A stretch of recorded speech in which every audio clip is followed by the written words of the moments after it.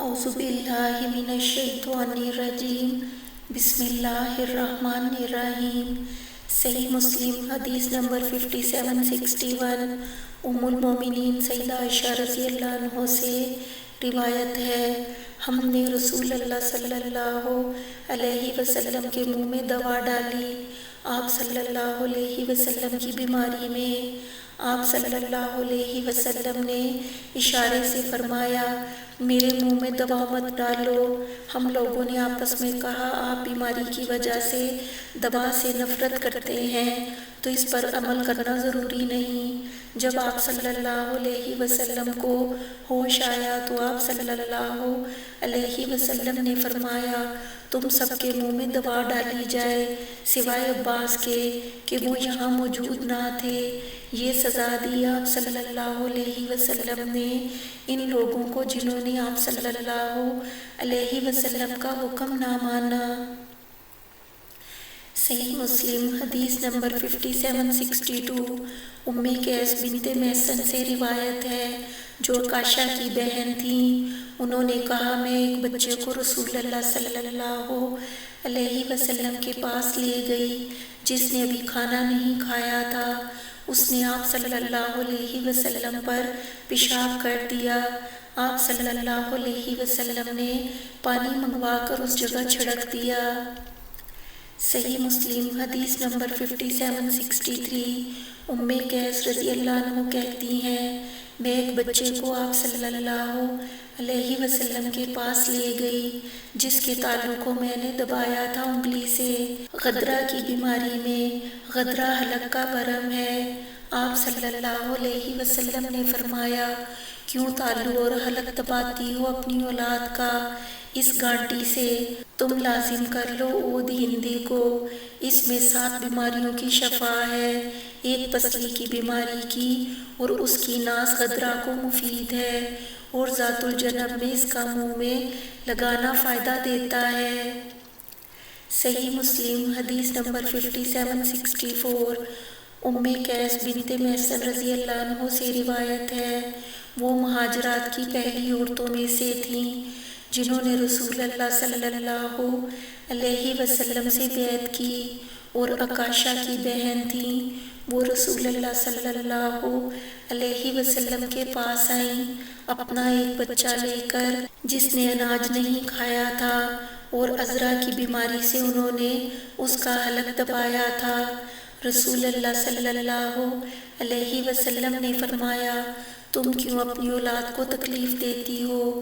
تالو دبانے اور چڑھانے سے، انگلی یا لکڑی سے یا گھیرنی سے چرغے کے، تم عود ہندی یعنی قصد کو لازم کرو، اس میں 7 بیماریوں کا علاج ہے، ایک ان میں سے ذات الجنب بھی ہے۔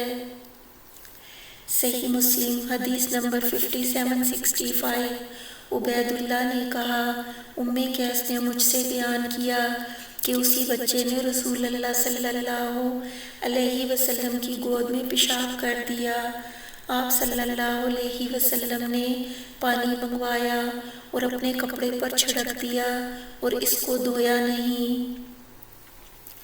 صحیح مسلم حدیث نمبر 5766 ابو ہریرہ رضی اللہ عنہ سے روایت ہے، رسول اللہ صلی اللہ علیہ وسلم نے فرمایا، کالے دانے میں شفا ہے ہر بیماری کے سوائے موت کے، اور کالے دانے سے مراد کلونجی ہے۔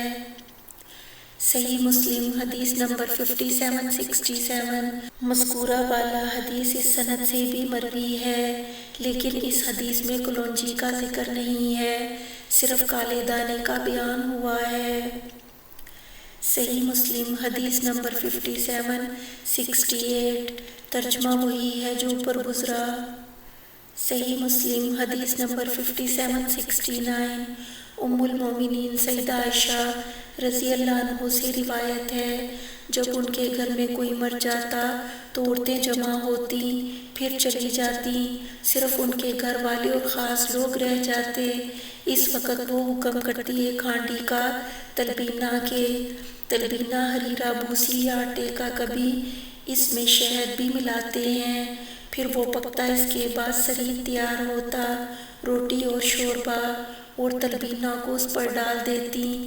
پھر وہ کہتی عورتوں سے کھاؤ اس کو، کیونکہ میں نے سنا رسول اللہ صلی اللہ علیہ وسلم سے، آپ صلی اللہ علیہ وسلم فرماتے تھے تلبینہ بیمار کے دل کو خوش کرتا ہے اور اس کے پینے سے کچھ رنج گھٹ جاتا ہے۔ صحیح مسلم حدیث نمبر 5770۔